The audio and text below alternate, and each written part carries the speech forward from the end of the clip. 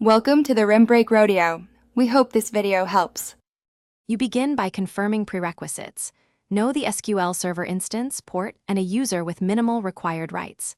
Next, install the appropriate ADO, NET driver such as Microsoft, Data, SQL Client for NetCore. This lets your website open connections. Once done, configure firewall and network rules to permit TCP on port 1433 or your custom port. Make sure connection strings are stored securely, not hard-coded. Use environment variables or a secret store so you can change credentials without redeploying. Now configure the connection in your website. Craft a secure connection string including data source, initial catalog, user ID, password, encrypt equals true and trust server certificate as needed. Once done, implement connection pooling and always use parameterized queries to prevent SQL injection and resource leaks.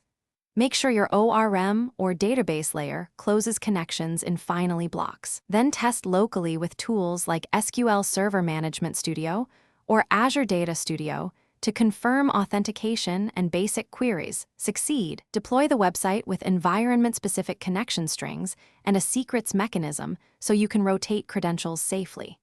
After deployment, verify by exercising database endpoints and monitoring connection counts, slow queries, and error logs.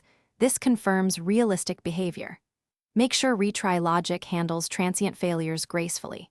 If things go wrong, first check network reachability and correct credentials, then confirm driver version compatibility and firewall rules.